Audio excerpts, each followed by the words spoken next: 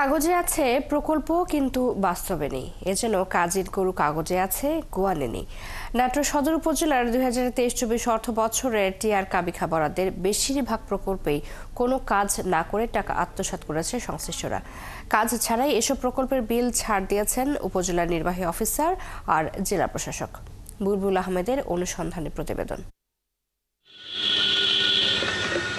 নাটোর সদর উপজেলার তেবাড়িয়া ইউনিয়নের চন্দ্রকলা গ্রামের ঢালাই রাস্তা নির্মাণ ও সংস্কারের জন্য বরাদ্দ দেওয়া হয় 3.11 মেট্রিক টন গম। কাজ শেষ দেখিয়ে পুরো টাকা তুলেও নিয়েছেন প্রকল্প বাস্তবায়ন কমিটি, কিন্তু সরেজমিনে দেখা যায় সেই কাজের কিছুই হয়নি। ভাটার রাবিশ 2 টলি এসে ঢালি দিছে, দিয়ে এই পর্যন্তই, তাও সমানও করে দেয়নি, আমার লেবার দিয়ে করে নিয়েছে, যত যাতায়াত করতে অসুবিধা। আমরা ভালোভাবে রাস্তা হলে আমরা জন্য আমারও উপকার, মানুষের জন্য উপকার। ধরেন গোটা এখানে গোটা মাঠে ফসলের পাত দিয়ে যাবে। প্রকল্প বাস্তবায়ন কমিটির সভাপতি এবং স্থানীয় ইউপি সদস্য অভিযোগ করেন, তাকে দিয়ে শুধু স্বাক্ষর করিয়ে প্রশাসনের যোগসাজশে টাকা তুলে নিয়েছে চেয়ারম্যানের লোকজন। কারণ আমাদের রাস্তা যতখানি আমাকে দিয়েছিল আমি সেখানে একদম পরিপূর্ণ করে দিচ্ছি, তবে সিসি ঢালাই মালাই এ বলে আমার কাগজে লেখাও ছিল না। একই অবস্থা ওই ইউনিয়নের কৈগারি গ্রামের। এই গ্রামে 4টি এইচবিবি সড়কের 2টি হয়েছে, আর 2টির কোনো খোঁজ মেলেনি। এমনকি মসজিদ, মন্দির, কবরস্থানের নামে বরাদ্দ টাকাও আত্মসাৎ হয়েছে।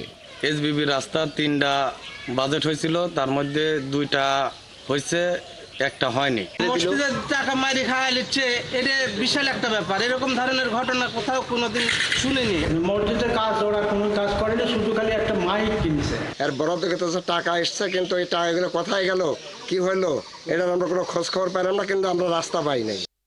এর বাইরেও শুধু তেবাড়িয়া ইউনিয়নেই কাজ হয়নি আরও অনেক প্রকল্পের। এদিকে দুর্নীতিবাজ কর্মকর্তাদের যোগসাজশে দীঘাপতিয়া ইউনিয়ন পরিষদের সরকারি পুকুর ভরাট করে খেলার মাঠ বানানো হয়েছে বলে অভিযোগ এলাকাবাসীর। মসজিদের বরাদ্দ টাকা কে পাইছে আপনি হলো সভাপতিও জানে না, মসজিদের ইমামও জানে না, এই টাকাটা কে খাইলো। এখানে আগে আপনার এখানে সম্পূর্ণটাই পুকুর ছিল, বুঝছেন, আপনার যে এখানে যে পরিমাণ গর্ত ছিল তার থেকে অনেক বেশি গর্ত ছিল। এদিকে দুর্নীতি বা যোগসাজশের অভিযোগ অস্বীকার করে নাটোর সদর উপজেলা নির্বাহী কর্মকর্তা বলেন, প্রকল্প বাস্তবায়ন কর্মকর্তাদের সুপারিশেই দেওয়া হয়েছে বিল। আর জেলা প্রশাসক জানান, ভুক্তভোগীদের অভিযোগ পেলে ব্যবস্থা নেওয়া হবে।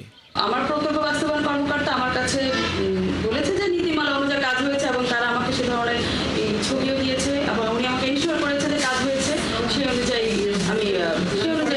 বিল সাবমিট হয়েছে, বিল আমরা দেওয়া হয়েছে।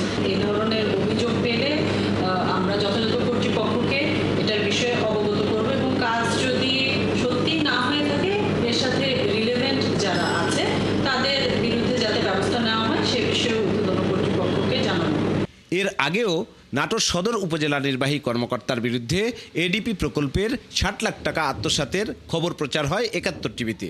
এরপর তড়িঘড়ি করে সেই কাজ করলেও শাস্তিমূলক কোনো ব্যবস্থা নেয়নি কর্তৃপক্ষ। বুলবুল আহমেদ, 71, নাটোর।